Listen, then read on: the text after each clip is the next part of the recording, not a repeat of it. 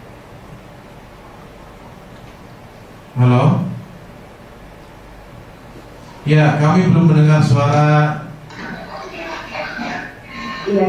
Oke. Ya. Mohon maaf, ada kesalahan teknis. Ya.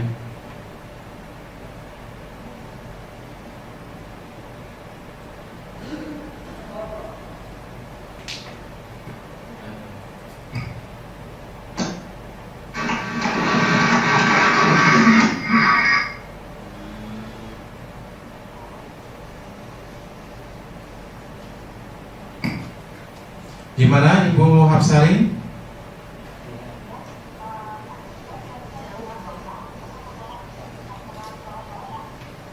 Suaranya sangat kecil Bu, terdengar tapi kecil sekali.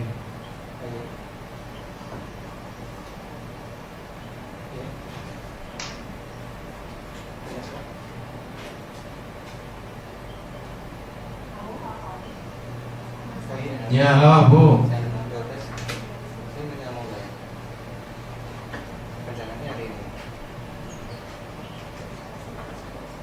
Halo Ibu Hapsari.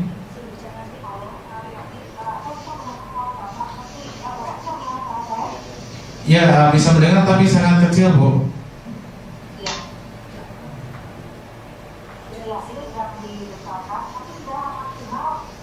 Oh baik, kalau begitu kami mohon untuk menampilkan presentasinya Bu.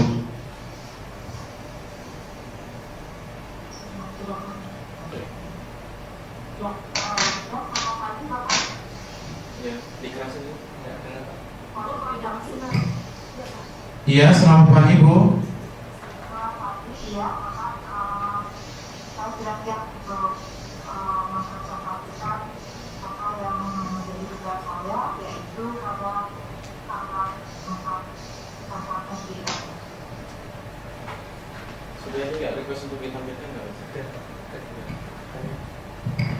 Ya, silakan Ibu. Kalau begitu mohon presentasinya untuk ditampilkan Bu.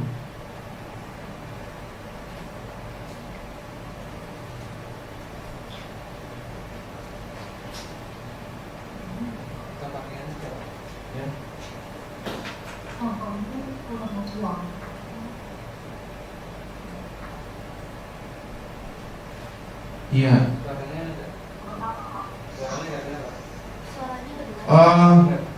Kalau begitu nanti kami hubungi kembali Ibu Dr. Hapsari, mohon maaf ya, dari Udayana karena suaranya sangat kecil sekali.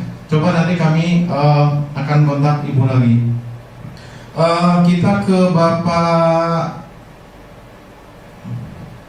Laude Alirman dari Prodi Ilmu Kelautan UHO Universitas Haluoleo.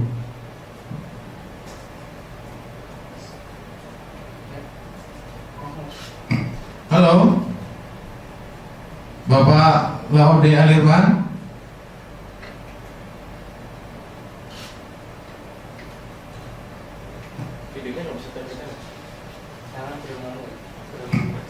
Halo Pak, apa bisa mendengar suara kami? Baik, ya kalau begitu kita ke peserta lain. Jadi pada pagi hari ini dari 29 peserta yang online, ada 3 peserta yang sudah memberikan respon, yaitu ada Bapak Laude Alirman dari UHO, kemudian ada Ibu Dubi Sulistiawati dari UNTAD, dan juga tadi ada Ibu Dr. Hapsari dari Udayana yang mohon maaf karena suaranya sangat kecil, tidak bisa terdengar oleh kami. Kita ke Bapak Dr. Ahmad Zaini dulu. Halo Pak. Pak Ahmad. Halo. Iya. Halo, Assalamualaikum. Waalaikumsalam. Ya, silakan Pak. Bisa Pak? Bisa Pak. Oke. Mohon maaf saya belum mengerjakan tugas yang mungkin mudah-mudahan dalam 1-2 hari ke depan bisa saya sebutkan. Tapi ada sedikit pertanyaan dari saya untuk Bapak Gentur, yaitu pertama saya ingin menanyakan bagaimana terminologi konsentrasi atau minat di dalam penyusunan kurikulum. Apakah dari aturan-aturan dari dikti ada terminologi harus seperti apa yang disebut minat, kemudian apa yang disebut konsentrasi, atau kedua-duanya sama? Bagaimana kita harus bisa membahasakannya di dalam menyusun kurikulum. Jadi itu saja pertanyaannya. Kemudian yang kedua juga sedikit masalah pengisian tugas-tugas ini. Kemarin saya sudah mengisi tugas 1 dengan tugas 2, yang kebetulan saya di magister kimia, borang yang diisi itu agak sedikit berbeda yang antara magister dengan yang S1. Apakah saya haruskan, saya juga bercita-cita menginginkan borang magister kimia yang bagus, sehingga saya ingin magister kimia, sedangkan dalam format yang diberikan mungkin agak lebih ke S1. Bagaimana saya harus membuat yang magister, atau saya ikuti saja tugas yang ada? Mungkin itu saja pertanyaannya sedikit, Pak. Terima kasih. Waalaikumsalam. Terima kasih Bapak Ahmad Zaini. Kalau begitu kami mohon para fasilitator dapat merespon dulu. Tadi ada Ibu Dwi Sriwati dan yang telah mempresentasikan PowerPoint-nya tadi. Kemudian juga ada Bapak Dr. Ahmad Zaini terkait dengan persoalan terminologi konsentrasi atau minat. Mungkin kalau di kita sudah jelas Pak ya, biasanya prodi itu punya anaknya atau yang disebut dengan minat. Baik, silakan saja Pak, bisa direspon Pak. Baik, terima kasih Bu Dwi Sulistiowati dari Peternakan Untar. Ibu tadi telah menayangkan program-program visi misi dari jurusan peternakan Untar, sangat baik sekali. Ada beberapa hal yang ingin saya usulkan Bu. Jadi ini untuk lebih meningkatkan hal tersebut. Yang pertama adalah dari awal tolong dirancang nanti evaluasinya Bu. Jadi bagaimana kita akan melakukan evaluasi dari program-program yang telah tadi disusun dengan baik. Mungkin Ibu bisa menetapkan berbagai macam indikator di depan. Jadi evaluasi ini akan dikatakan baik kalau indikator ini tercapai dan lain sebagainya. Ini internally driven, bisa kita susun. Lalu yang kedua, saya ingin usulkan juga itu Ibu nanti bisa mendapatkan respon dari mahasiswa. Nah, ini sangat penting karena seringkali idealisme apa yang kita katakan baik, kita anggap baik, tetapi ternyata mahasiswa kita menganggap kurang ini, kurang itu. Nah, ini mohon juga bisa dirancang dari depan. Maka tadi kita ingin betul-betul menghasilkan lulusan yang unggul di kawasan Asia. Nah, kalau kita ingin unggul di kawasan Asia, ini ada baiknya kita juga tahu kemajuan sejauh mana telah maju di negara-negara Asia yang lain. Ini bisa lewat batch, bisa lewat alumni dan lain sebagainya. Sehingga kita betul-betul akan menghasilkan lulusan yang bisa unggul dibandingkan dengan lulusan-lulusan dengan bisnis di kawasan Asia ini. Tentu untuk unggul ini kita bisa mengembangkan berbagai macam keunggulan yang ada di negara kita, yang ada di sekitar prodi Ibu yang ada di sana. Saya kira ini juga dengan kita mengekspos lokalitas sebaik-baiknya, ini justru kita bisa mendunia. Karena banyak sekali nilai lebih yang kadang-kadang tidak kita sadari. Jadi selamat Ibu Dwi dengan program-programnya yang baik, mudah-mudahan akan lebih baik lagi. Lalu kami akan berpindah ke Pak Ahmad Zaini. Terima kasih Bapak, pertanyaan yang sangat bagus. Dan ini juga sering sekali ditanyakan di berbagai macam tempat. Jadi ada beberapa terminologi yang sangat mirip atau sinonim. Misalkan kita kenal konsentrasi. Jadi lalu kita kenal minat. Kita kenal juga dengan titik beratnya di bidang apa dan lain sebagainya. Nah, sebenarnya ini semua ini menyangkut kompetensi. Jadi kompetensi siapa? Kompetensi lulusan yang akan melalui jalur tersebut. Nah, karena namanya minat, maka ada beberapa ketentuan yang harus kita pahami. Pertama, minat ini tentu menginduk pada suatu program tertentu. Nah, program tersebut mungkin mempunyai beberapa minat. Maka ada ketentuan yang bisa kita kembangkan, yaitu kesamaan dan perbedaan. Nah, di dalam suatu program, maka minat-minat ini akan mempunyai kesamaan dengan program induknya. Juga minat satu dengan yang lain tentu ada kesamaannya. Nah, maka kesamaan ini kalau dulu itu ditentukan 60%. Ini kesamaannya. Maka yang boleh berbeda yang 40%. Sekarang muncul diskusi pada berbagai macam momen perubahan kurikulum. Orang sekarang banyak mengusulkan bagaimana kalau kesamaannya sampai 70%. Baru yang 30% ini yang berbeda. Nah, dengan demikian maka jelas sekali kalau kita mempunyai beberapa minat, maka minatnya ada kesamaan 70%, yang 30% yang berbeda, inilah merupakan ciri khas. Inilah yang merupakan keunggulan. Inilah yang merupakan titik berat kompetensi dari mahasiswa kita yang mengambil di minat tersebut. Nah, akan tidak baik kalau dikatakan minat A, minat B, tapi ternyata kesamaannya 90%. Nah, ini terlalu banyak yang sama. Kalau begitu minat ini tidak spesifik. Minat ini tidak memberikan keunggulan yang nyata bagi lulusannya. Nah, dengan kita akan mencermati kurikulum kita, mata kuliahnya, silabusnya, maka minat ini betul-betul akan kuat. Minat ini akan betul-betul memberikan kelebihan pada mahasiswa yang mengambil minat tersebut, dan ujung-ujungnya ini akan memberikan kemudahan pada pemangku kepentingan. Dunia kerja akan menerima tenaga kerja lulusan dengan minat ini. Jadi ini akan sangat berkait satu dengan yang lain, dan ini akan sangat membantu stakeholder. Pertanyaannya sering muncul di masyarakat, toh prodi ini, minat itu kerjanya akhirnya sama saja.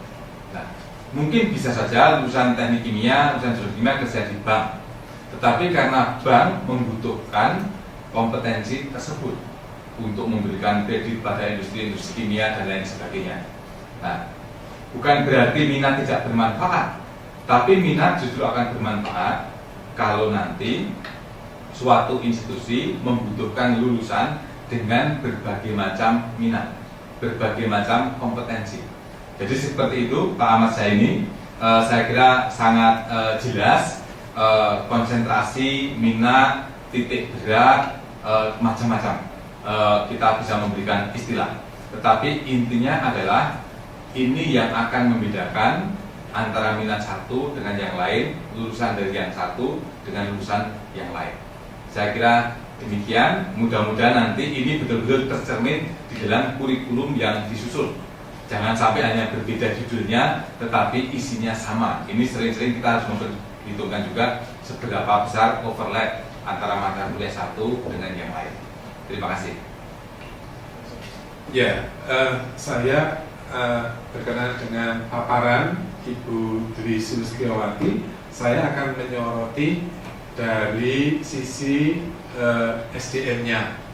Yang pertama, saya mengapresiasi apa yang sudah disampaikan oleh Ibu Dwi Sulistiawati berkenaan dengan visi misi tujuan sasaran. Nah, tetapi tadi Ibu demikian panjang lebar menjelaskan atau menguraikan tentang tenaga dosen. Tetapi saya belum melihat pengembangan tenaga kependidikan.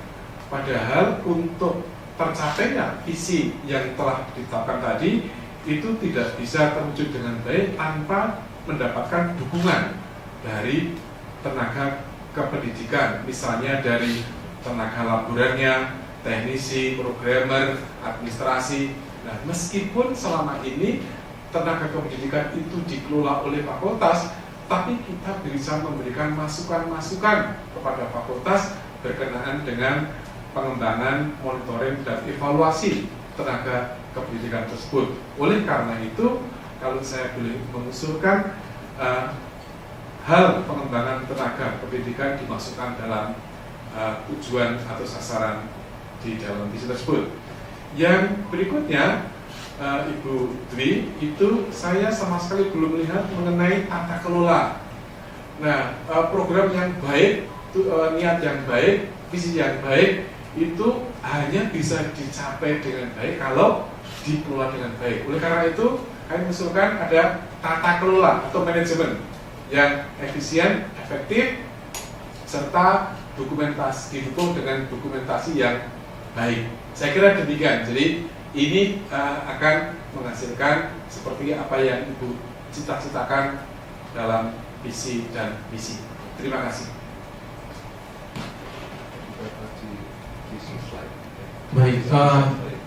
Baik, sebelum kita menjawab pertanyaan-pertanyaan yang sudah dikirim ke kami, kita ke Bapak Laude dulu, Pak. Ya, kelihatannya Bapak Laude sudah online bersama kami. Tadi beliau sudah mengirimkan respon, jadi submodul A, B, dan C direspon dengan sangat baik. Halo Bapak Laude, Pak Laude Alirman. Halo. Ya. Halo.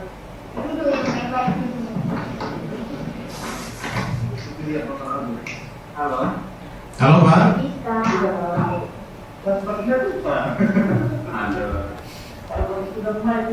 Ya. Sudah tenang Pak? Halo. Halo. Ya halo Pak. Halo. Ya Pak Laude, kami sudah bisa mendengar suara Bapak. Halo.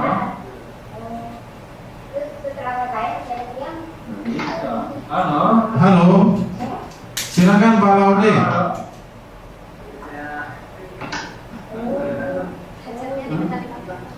Halo. Pak Laude, silakan menggunakan headset Pak. Tidak ada handphone. Baik. Maaf Pak Laude, kami sudah mendengar suara kami. Jadi silakan Bapak bisa langsung mempresentasikan slide yang sudah dibuat. Bisa Pak? Tidak ada handphone, Pak. Iya, tapi kami sudah bisa mendengar suara Bapak. Silakan Pak. Halo.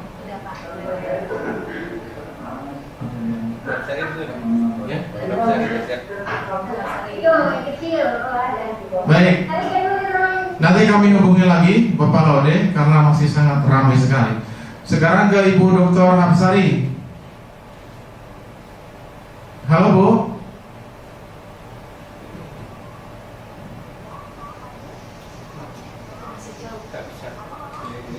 Bapak sudah dengar?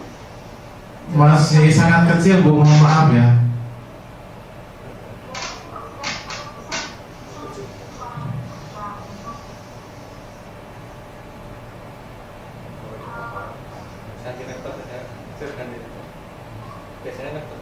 Baik.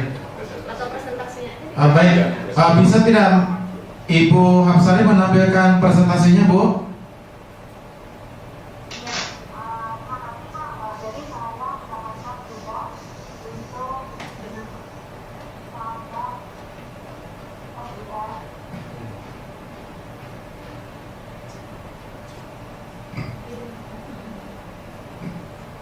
Bisa di volumenya di sini dimaksimalkan.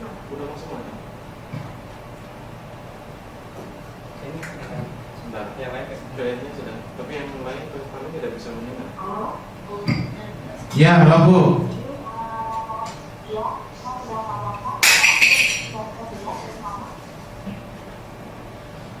Apakah presentasinya bisa ditampilkan Bu? Sudah ya? Sorry. Katanya sudah ini. Sudah tampilnya. Ya. Coba ya saya refresh Pak. Di requestnya nanti. Mungkin karena nggak diterima. Belum, kami tadi sudah mengirimkan request Bu untuk menampilkan presentasinya. Apakah sudah diklik gitu. Baik. Ya. Baik. Ibu Dr. Hamsari, mohon maaf Bu, ini kelihatannya memang ada masalah dengan sound system di sana. Mungkin saran kami besok-besok kalau webinar kembali bisa menggunakan laptop yang lain, ya, karena kelihatannya bermasalah. Ya. Baik, kalau begitu kita ke ini Pak, ke pertanyaan yang sudah dikirim melalui chatting. Jadi kami sarankan kepada para peserta yang nanti mungkin barangkali tidak berkesempatan untuk kami sapa, bisa mengirimkan pertanyaan lewat pesan. Baik, ini ada pertanyaan dari Bapak Firdaus yang UNM. Bagaimana dengan dosen yang berhome base di S2 dan S3? Apakah masih wajib mengajar di S1? Ini yang pertama. Yang kedua, dari Bapak Johan Markus Tupan dari Universitas Patimura. Sebagai informasi, Prodi Teknik Industri Fakultas Teknik Universitas Patimura telah terakreditasi pada tahun 2012 dengan nilai C. Kami sementara mempersiapkan dokumen untuk reakreditasi pada tahun 2015. Mohon informasi terkait penyusunan dokumen borang, khususnya standar 3, 4, dan 5. Apakah kita hanya menampilkan progres capaian dari tahun 2012 sampai 2014 atau harus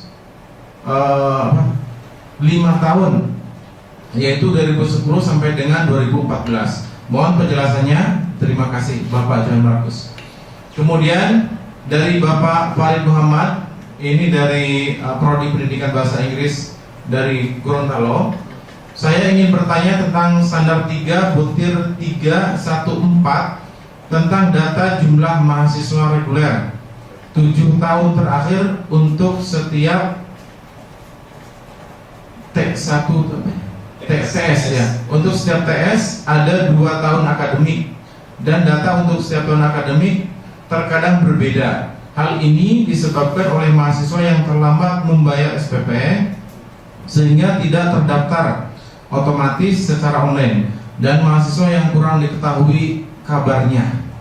Pertanyaannya, apakah data mahasiswa yang diisikan harus sama setiap tahun akademiknya, dihitung total ganjil genap, atau dituliskan secara terpisah ganjil dan genapnya? Mohon pencerahannya. Satu lagi pertanyaan, mohon penjelasan. Ini Bapak dari Bapak Inengah Sujaya.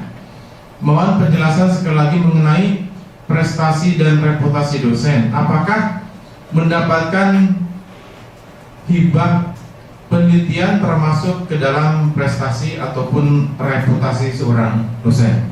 Baik, saya kira bisa direspon langsung. Silakan Pak, atau Bapak Sujarwo dulu. Ya, baik. Terima kasih. Ada 2 pertanyaan terkait dengan SDM. Yang pertama dari Pak Firdaus, berkenaan dengan prestasi dosen, apakah hibah termasuk? Ya, jadi hibah itu termasuk hibah kompetisi yang saya maksudkan, itu termasuk prestasi dosen. Kenapa demikian? Karena misalnya hibah dari Dikjendikti itu tidak semua proposal itu diterima. Jadi ada seleksi. Jadi di situ ketika ada seleksi, maka ketika kita diterima proposal kita, itu termasuk bagian dari prestasi dosen. Nah, sedangkan reputasi itu lebih pada, misalnya Bapak Ibu, kalau kita mengirimkan artikel di jurnal, dan tentu jurnal yang kita harapkan adalah jurnal untuk nasional, itu nasional terakreditasi atau jurnal internasional. Nah, itu adalah termasuk dari reputasi. Ini juga bisa dianggap juga sebagai prestasi, tapi lebih pada reputasi karena dari artikel yang dimuat di jurnal tersebut kemudian dikutip atau citation indexnya itu ada banyak jurnal atau artikel lain yang mengacu pada artikel kita, dan itu sekali lagi itu merupakan bagian dari reputasi. Nah, lalu yang dari Bapak atau Ibu Diana Sujaya tadi, apakah dosen yang home base-nya itu S2, S3 itu masih mengajar S1? Ya, karena gini sekalian, kita semua Bapak Ibu dosen, khususnya di PTN, itu mengajar itu karena kita S1. Perguruan tinggi juga sama.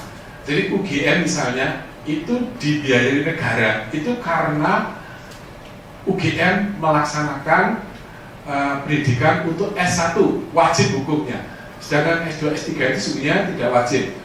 Yang wajib adalah S1. Termasuk kita dibayar oleh negara itu karena mengajar S1. Nah, oleh karena itu kita masih tetap mengajar di S1, tetapi secara administratif kita nanti ditempatkan di S1, S2 atau S3. Jadi kita tetap mengajar di S1 karena merupakan tugas wajib bagi kita. Meskipun ada beberapa dosen saya lihat itu lebih suka mengajar di S2 dan S3, bahkan Pak Gentur sudah menyampaikan beberapa dosen yang suka mengajar di situ karena merasa lebih bergengsi, atau bahkan karena kalau mengajar S2 dan S3 itu ada tambahan honorariumnya, bukan seperti itu. Tapi kita lebih pada home base itu sebenarnya lebih administratif, dan kerja kita sebagian besar disesuaikan dengan home base, tetapi jangan lupa kewajiban kita juga mengajar di S1. Demikian dari saya. Mungkin lanjutkan terus. Terima kasih Bapak, jelas sekali telah disampaikan. Justru ke depan mestinya dosen-dosen yang hebat itu mengajar mahasiswa kita di tahun pertama, sehingga mahasiswa betul-betul mendapatkan pemahaman keilmuan dengan baik. Kalau perlu para profesor itu juga mengajar praktikum mahasiswa. Saya kira dengan begitu pendidikan kita akan semakin baik. Jadi jelas sekali Bapak Ibu, program S1 sangat penting. Walaupun kita di S2, di S3, sebaiknya kita tetap mengajar di program S1. Lalu berikutnya saya akan sampaikan, tadi ada pertanyaan tentang jumlah mahasiswa. Ini kaitannya dengan Borang 314, itu tentang kohort. Nah, di sana jumlah mahasiswa itu dihitung dari setiap tahun, Pak. Jadi mahasiswa semester 1 dan semester 2 itu yang maksimal berapa. Lalu ada mahasiswa yang terlambat membayar, maka pencatatannya akan belakangan. Nah, itu nanti juga dihitung, walaupun terlambat, mereka juga aktif sebagai mahasiswa kita. Jadi ini kondisi real. Mungkin dia registrasinya terlambat, tapi toh akhirnya pada semester itu juga dia mengikuti proses belajar mengajar. Maka ini kita hitung angka-angka yang real. Nah, yang tidak dihitung apa? Yang tidak dihitung adalah mahasiswa transfer, itu Pak. Karena nanti kohort itu jadi akan sedikit kacau begitu kalau mahasiswa transfer kita hitung. Nah, intinya adalah kohort ini untuk mengetahui berapa banyak mahasiswa masuk, lalu kapan dia lulus, dari yang masuk itu berapa yang nanti tepat waktu, dari yang masuk itu nanti IP-nya berapa, dari masuk itu nanti yang berhenti di tengah jalan berapa, dan lain sebagainya. Maka IP juga akan sangat membantu, bimbingan juga akan sangat membantu untuk mengetahui kualitas ataupun kriteria mutu pada kemahasiswaan ini. Jadi intinya demikian Pak. Sering-sering yang kesalahan terjadi adalah kita isikan IP rata-rata pada lulusan tahun itu, tapi lulusan itu sebenarnya terdiri dari berbagai macam angkatan. Maka angka yang tepat kita akan melacak dari setiap angkatan.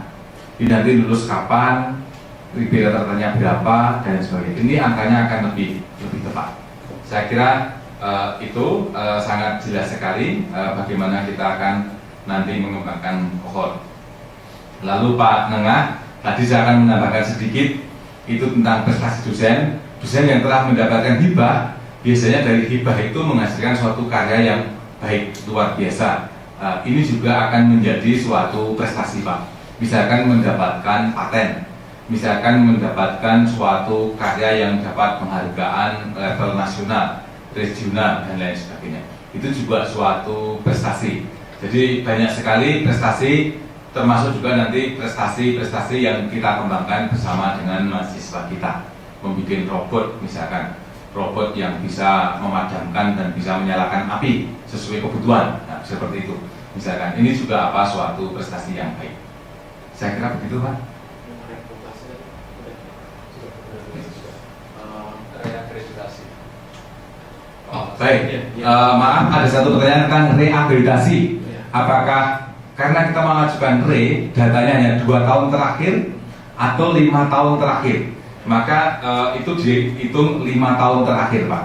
Jadi bulan akreditasi ini seperti sudah dipatok begitu selalu dalam 5 tahunan terakhir supaya bisa dilihat trennya begitu Pak. Jadi bukan saat akreditasi terus oke 2 tahun sekarang sudah menjadi sangat hebat, tapi kita cantumkan semuanya. Justru kalau semuanya dicantumkan 5 tahun terakhir, itu reputasinya juga akan semakin kelihatan. Saya kira sudah sangat jelas.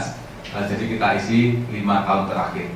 Bahkan kalau 1 tahun kita dapat akreditasi, katakanlah dapat B, kita tidak puas, tahun berikutnya ajukan lagi, kita tetap menggunakan 5 tahun terakhir. Jadi tambah 1 tahun terakhir tersebut.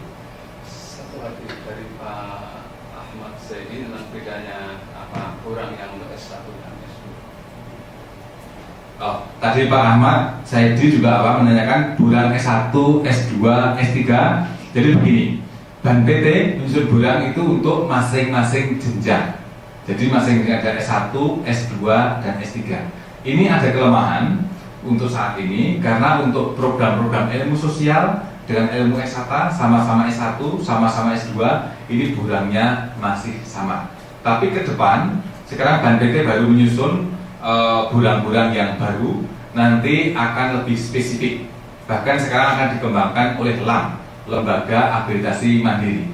Jadi nanti untuk ilmu perdalangan mungkin akan berbeda dengan dengan ilmu kesehatan, seperti itu Pak, sama-sama S2. Jadi ini akan lebih spesifik, betul-betul akan mengukur kualitas. Nah, saya kira ini proses peningkatan, kita akan semakin baik sistem kita, dan kita mesti berharap dan kita mesti mensupport bagaimana proses ini nanti akan lebih baik. Nah, dalam kaitan dengan penjaminan mutu ada link yang sangat bagus, maka nanti akreditasi ini dasarnya juga SNPT, sementara kita mengembangkan sistem penjaminan mutu dasarnya juga SNPT. Jadi kita akan berangkat dengan hal yang sama sehingga nanti apa yang diukur dengan apa yang dilakukan ini betul-betul kompatibel. Maka silahkan kita kembangkan penjaminan mutu sebaik-baiknya dengan harapan kalau penjaminan mutunya baik, maka nanti akreditasinya pasti baik. Kalau penjaminan mutu baik, akreditasinya tidak baik, berarti ada sesuatu yang harus ditingkatkan. Ini ada ruang-ruang untuk melakukan perbaikan. Saya kira seperti itu. Terima kasih. Baik, terima kasih. Selanjutnya kita coba hubungi kembali Bapak Laude. Halo Pak Laude. Halo. Ya, iya. Baik, silakan Pak.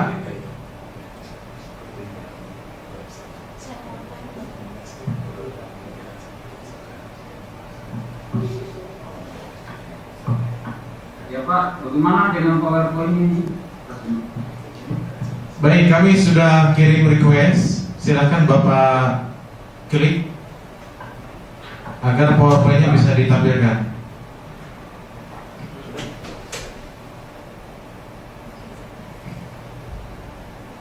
Bagaimana? Bisa Pak?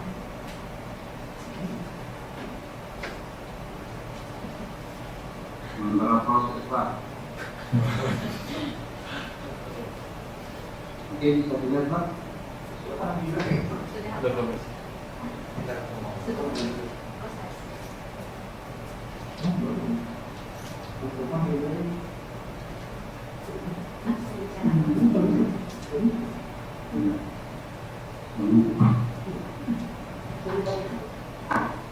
Baik. Ya Pak, bangun. Pak, Bicara aja. Ya.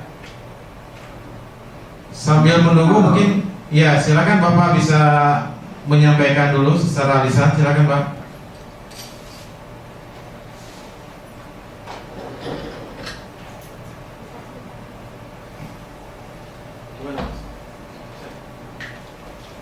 Soalnya beliau tuh buat presentasinya banyak sekali Pak. Bagus. halo. Ya. Halo Pak. Ya Pak. Silakan Pak Laude.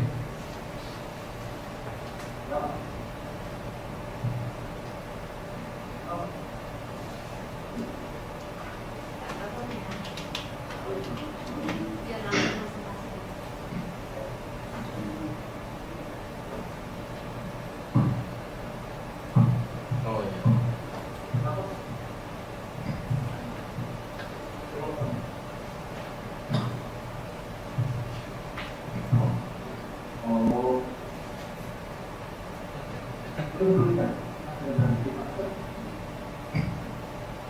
Halo Pak Laude. Ya, sudah. Langsung aja. Nggak bisa ini. Baik, kalau begitu langsung saja Pak. Bisa secara lisan. Baik Pak.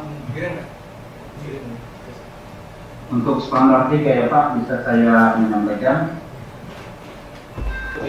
Halo Pak. Iya, iya. Iya, silakan Bapak, silakan. Baik, untuk standar 3, terkait dengan standar 3 untuk sistem penilaian di standar 3, saya mencoba mengambil beberapa bagian. Yang pertama, untuk profil mahasiswa dan lulusan, untuk 311 yang berkaitan dengan efektivitas implementasi sistem rekrutmen, saya mengambil beberapa bagian yang perlu diperhatikan di sini, yang perlu untuk pengisian tabelnya. Saya mencoba khusus untuk kolom 5, kita harus samakan dengan tabel 314 yang ada di core. Kemudian pada tabel 314 tentu juga kita harus memperhatikan sedikit tentang mahasiswa pada TS yang keempat dengan jumlah lulusan TS. Jika selisihnya banyak, maka harus ada penjelasan mengapa bisa terjadi. Itu yang kami coba lakukan. Tapi untuk di prodi kami, karena setelah saya melihat dari data yang ada, ternyata hasil yang kami peroleh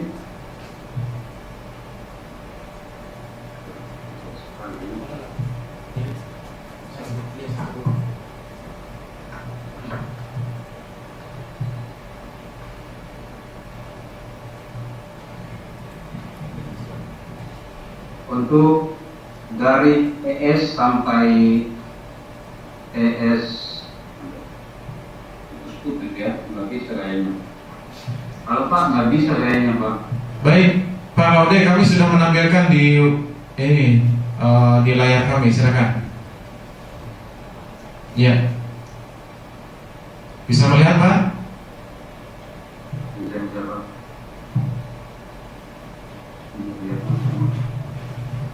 Ya, silakan Pak Laude, mohon efisiensi waktunya Pak. Oke Pak, saya pertama Pak yang pada saat pengisian untuk borongan kami, yang pertama kami melihat lagi Pak.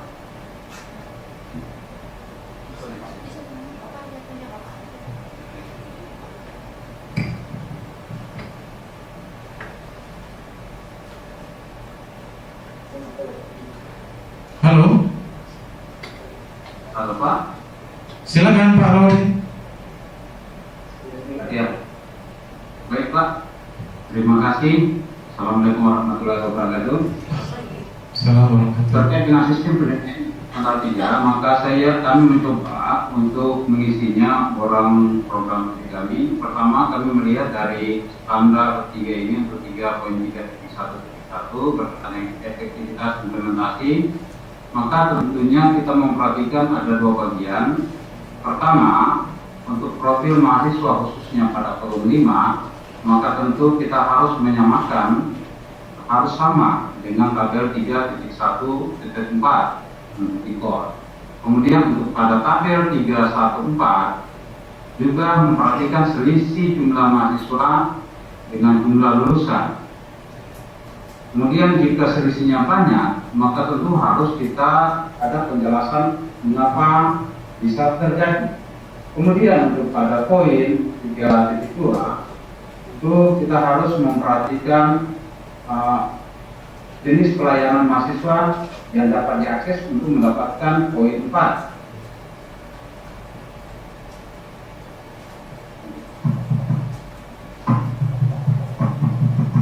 Halo.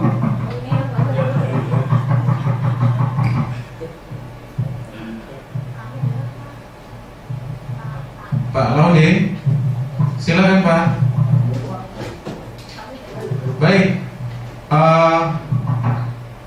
atau begini Pak, mohon maaf karena saya pikir Bapak Laude ini sudah mengirimkan respon kepada kami dan cukup baik.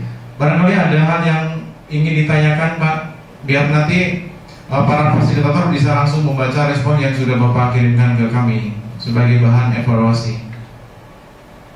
Oke, baik Pak. Yang pertama terkait dengan pertanyaan saya ini Pak, kebetulan kami lagi menunggu kunjungan stasi 8. Yang pertama, kami kemarin mengirim orang, belum ada alumni. Nah sekarang di bulan Desember, sebelum bulan Desember kami mengirim, kemudian pada bulan Desember kami sudah mendapatkan alumni. Kemudian di dalam situasi nanti, apakah itu harus dilaporkan atau seperti apa Pak? Baik, terima kasih Bapak Laude. Ya, baik. Selanjutnya ke peserta lain, ada Ibu Revlin Kaparan, MPD dari Kupang. Halo Bu. Kalau dari Politeknik dari Manado Pak. Oh Manado, nah silakan Bu.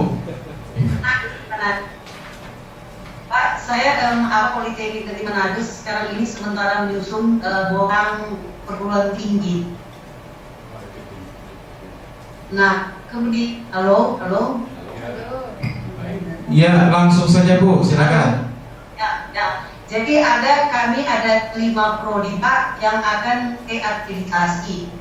Jadi akreditasinya tahun 2010. Akreditasinya SK-nya di awal tahun 2011. Nah berarti Pak, tahun ini kan kami sudah untuk sementara sudah disusun tim untuk menyelesaikan borang prodi. Pertanyaan saya adalah kita ada yang mahasiswa, kita kan sistem paket Politeknik Negeri Manado, sistemnya sistem paket dari pagi sampai sore hari belajarnya mahasiswa. Nah ada mahasiswa akhir semester di yudisium ada yang tidak lulus, tetapi ada mahasiswa yang sudah memang berhenti dari awal. Jadi dia bukan karena tidak lulus karena kuliah, tapi karena dia mengundurkan diri. Nah berarti Pak, saya tanyakan gimana kalau kita akan mencatat presentasi kelulusan, karena kan mempengaruhi nilai akreditasi kita, prodi. Jadi apakah kita akan berikan penjelasan untuk yang mengundurkan diri dan ada yang memang mengikuti kuliah tapi tidak lulus? Mungkin itu saja pertanyaan saya Pak, terima kasih. Terima kasih Ibu Revlin. Selanjutnya satu lagi Bapak Dasmin. Halo Pak. Ya, Bapak Dr. Dasmin Sidu.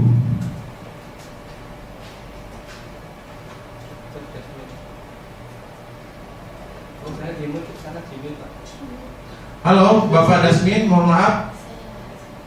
Ini suara Bapak masih di mute. Mohon untuk tidak di mute Pak.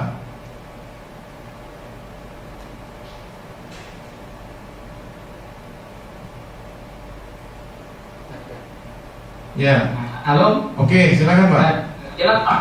Ya, makasih. Yang pertama terkait dengan penjelasan prestasi dengan reputasi. Nah, Nah, karena itu tadi ada penjelasan bahwa reputasi itu terkait dengan jika ada tenaga pendidik mempublikasikan tulisannya di jurnal ilmiah. Nah, dalam pemahaman kami itu kalau terkait dengan publikasi itu punya tempat tersendiri yaitu di standar 7. Nah, terkait dengan prestasi saya kira saya setuju bahwa itu suatu kegiatan yang dilakukan oleh tenaga pendidik, kemudian diseleksi di salah satu tim seleksi dan dia mencapai atau mendapatkan sesuatu. Nah, terkait dengan prestasi terkait dengan reputasi ini kami belum terlalu paham, Pak. Karena tadi dijelaskan itu terkait reputasi itu dikaitkan dengan jurnal ilmiah yang dipublikasi, itu satu. Kemudian yang kedua terkait dengan standar 3 itu mengenai mahasiswa. Mengenai mahasiswa tadi juga ada penjelasan itu terkait mahasiswa transfer. Kalau misalnya ada kejadian pada saat tahun 2010 misalnya itu prodi tersebut masih berstatus sebagai minat. Kemudian tahun 2012 dia sudah berstatus sebagai prodi dan punya izin dari Dikti. Nah, pertanyaannya, mahasiswa yang diterima pada saat minat untuk dialihkan menjadi mahasiswa prodi itu mekanismenya gimana, Pak?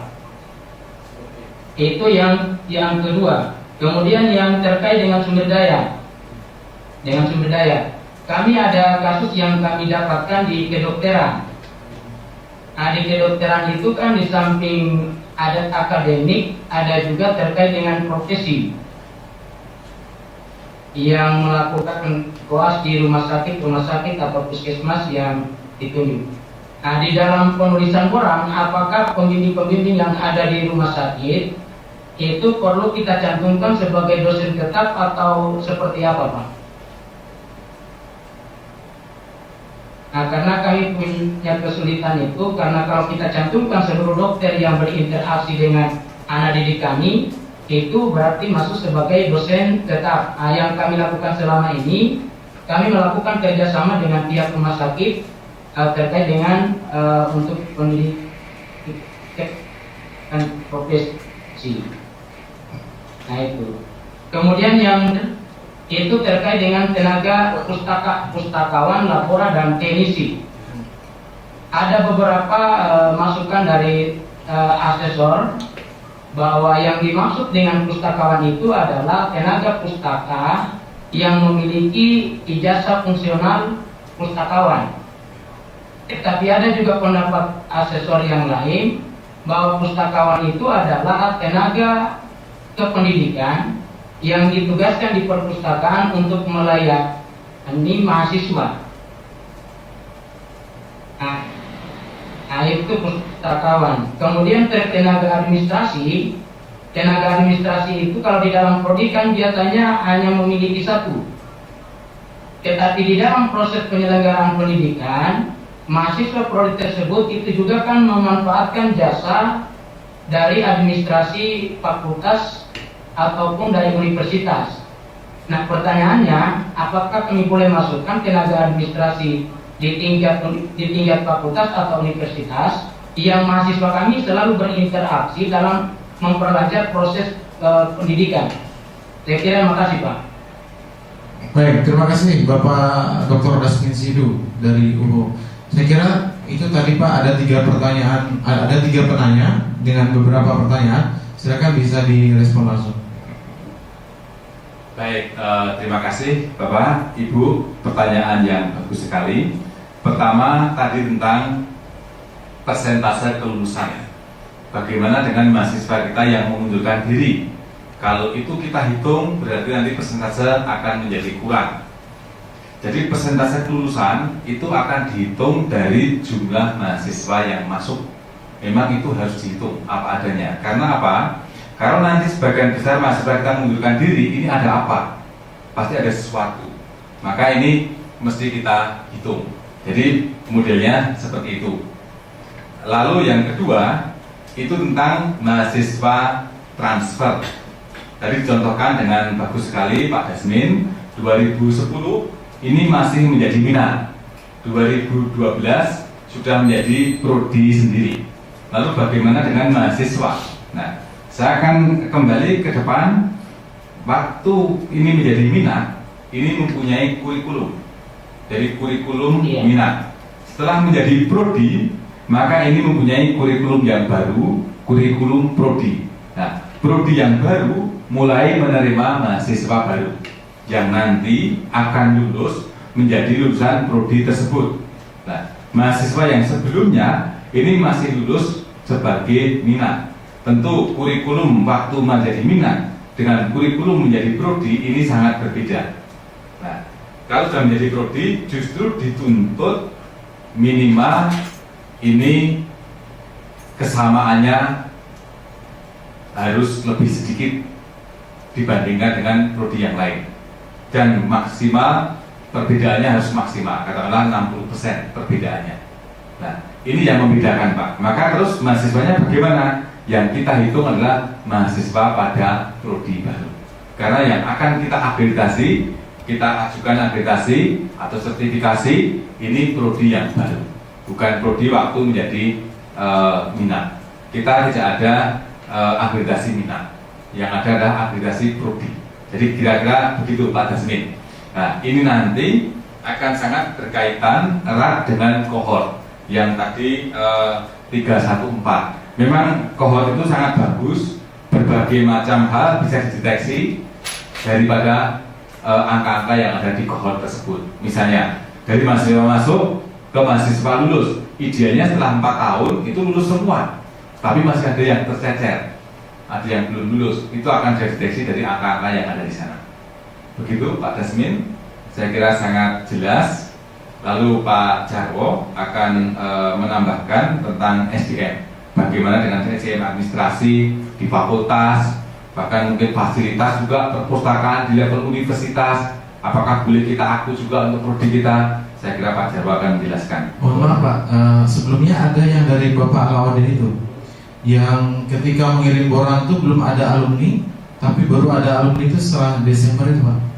Iya. Maaf, terima kasih. Jadi waktu kita mengirim bulan belum ada alumni, bahkan waktu mengirim bulan itu belum ada haki paten. Tapi setelah menjelang visitasi, paten turun, lalu alumni lulus, bahkan ada reputasi yang lain. Lalu solusinya sebagai apa? Seperti apa? Maka Bapak Ibu bisa berbaharui bulan tersebut. Waktu visitasi disampaikan kepada asesor, ini perbaikan kami, ditunjukkan mana yang diperbaiki. Karena ini peristiwanya baru turun 2 minggu yang lalu, ini 3 minggu yang lalu, dan lain sebagainya. Jadi semua prestasi real, kondisi real itu yang kita sampaikan. Saya yakin asesor akan paham itu semua, karena ini bukan fiktif, tapi ini betul-betul terjadi prestasi reputasi daripada prodi Bapak tersebut. Saya kira begitu Pak. Tidak masalah, akreditasi internasional juga begitu. Kalau ada reputasi baru, nanti ditambahkan saat visitasi, tidak masalah. Begitu Pak. Iya, baik. Saya akan menjawab pertanyaan dari Pak Dasmin Kendari. Berkenaan yang pertama berkenaan dengan reputasi.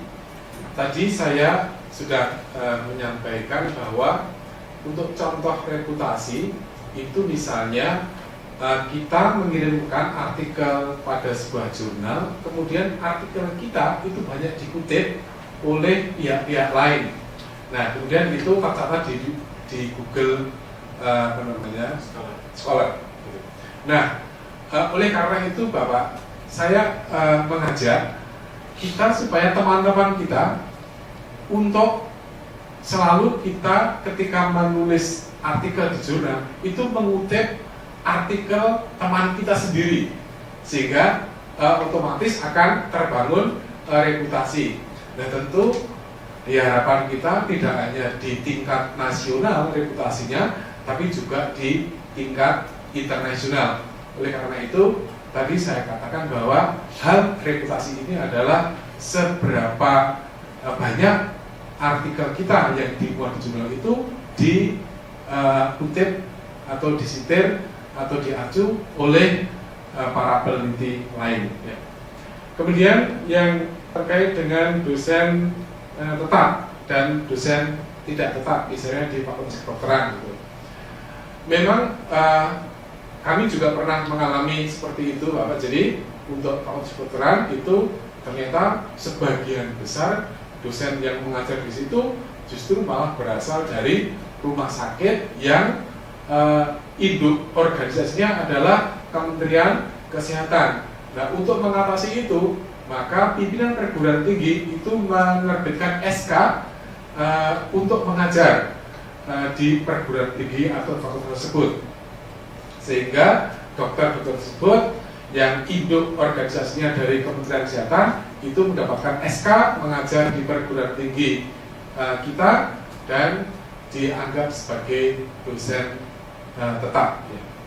Lalu berkenaan dengan tenaga kependidikan, misalnya pustakawan, tenaga administrasi. Tadi Pak Guntur sudah menyampaikan bahwa sekalipun ini akreditasi prodi dan ternyata di prodi kita hanya ada 1 tenaga administrasi, tetapi terkait dengan layanan administrasi terhadap mahasiswa misalnya, itu toh mereka juga melibatkan administrasi fakultas. Oleh karena itu kita juga boleh dan seyogianya malah tenaga administrasi di fakultas itu kita akui juga termasuk di universitas. Oleh karena itu misalnya kalau Bapak mengisi misalnya tenaga pustakawan, nah itu tidak hanya di prodi kita di fakultas tapi juga di pustakawan di universitas kita. Lalu pustakawan ini seperti apa? Tentu kita mengacu pada dokumen yang ada bahwa pustakawan atau seseorang dianggap sebagai pustakawan itu bila memiliki sertifikat sebagai pustakawan atau dia lulus dari pendidikan pustakawan. Nah itu tentu dari sini kemudian fakultas atau prodi itu punya program atau rencana pengembangan SDM mengirimkan tenaga pustakawan kita yang belum memiliki sertifikat untuk mendapatkan pelatihan terkait dengan hal perpustakaan. Termasuk tidak hanya tenaga tapi juga fasilitas bagi sekalian. Jadi ketika fasilitas pun itu sarana prasarana misalnya itu kita bisa memasukkan fasilitas yang tersedia atau disediakan oleh universitas masuk dalam prodi kita. Apakah itu terkait dengan olahraga atau kesenian atau kesehatan, itu kita bisa masukkan dalam program akreditasi prodi kita. Saya kira demikian Pak, sehingga ini bukan bohong-bohongan, tapi memang itulah faktanya bahwa universitas, fakultas atau prodi kita memiliki seperti apa yang kami sampaikan. Terima kasih.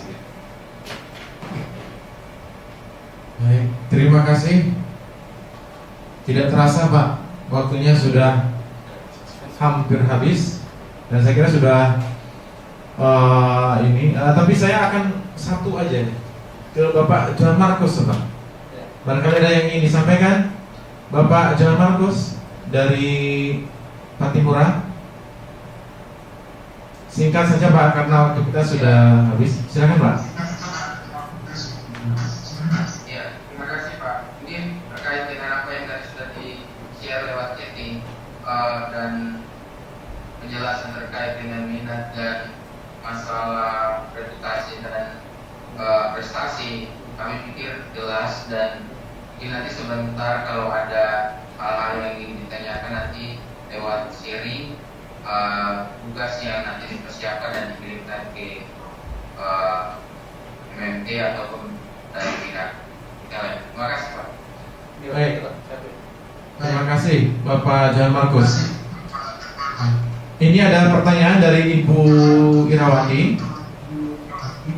Kami dari Fakultas Ilmu dan Teknologi Kebumian merupakan salah satu fakultas yang baru terbentuk pada bulan Januari 2015. Pada saat kami mengirim borang prodi pada bulan Desember 2014, Saat itu kami mahasiswa masih bernaung pada jurusan Fisika Fakultas MIPA. Pertanyaan saya, apakah pada saat visitasi nanti kami mesti memperbaiki lagi atau mengirim kembali borang yang sesuai dengan fakultas kami sekarang? Baik, silakan. Baik, Bu Irawati. Jadi borang sudah dikirimkan sama seperti Pak Dasmin tadi dengan kondisi pada saat itu. Lalu apakah kita harus mengirimkan borang baru? Sebenarnya tidak, tetapi sebaiknya Ibu membuat perbaikan sesuai dengan kondisi saat ini. Nanti pada saat visitasi itu disampaikan semua perubahan-perubahan yang telah terjadi, karena telah menjadi prodi yang tersendiri. Saya kira seperti itu. Dan ini hal yang sangat sering terjadi, dan ini tidak apa-apa. Ini hal yang baik karena ini perkembangan yang menjadi lebih baik. Saya kira begitu, Ibu Irawati. Terima kasih. Baik, terima kasih Bapak Ibu peserta Blended Quality Assurance submodul 2. Mohon maaf sekali, kita sudah sampai di penghujung acara. Ya, tanpa terasa kita selama 2 jam tadi sudah membahas submodul 2 standar 3, 4 dan 5. Dan kami mengucapkan terima kasih atas partisipasi Bapak Ibu sekalian. Ada Ibu Dwi, ada Bapak Dr. Ahmad Zeni, ada Bapak Laode, ada Ibu Dera Rafin, ada Bapak Dasmin, ada Bapak Johan Markus, dan juga ada Bapak Firdaus, ada Bapak Farid Muhammad, ada Bapak Inengah Sujaya, ada Ibu Dr. Hafsari yang tadi terhambat komunikasinya, dan juga peserta lain ada Ibu Irawati dan juga yang lainnya. Kami ucapkan terima kasih atas partisipasinya selama sesi webinar tadi. Kami harapkan Bapak Ibu yang belum mengirimkan respon, mohon untuk segera mengirimkan respon ke email yang sudah kami cantumkan di setiap submodul yang ada. Kami juga mengucapkan terima kasih kepada fasilitator yang sudah menyampaikan materi dan juga menemani selama sesi diskusi pada pagi hari ini. Ada Bapak Sujarwa, ada Bapak Gentur, dan juga ada Bapak Abdul Rahman. Terima kasih sekali lagi. Kami ucapkan sukses untuk kita bersama. Kami tutup. Mohon maaf atas segala kekurangan. Assalamualaikum warahmatullahi wabarakatuh.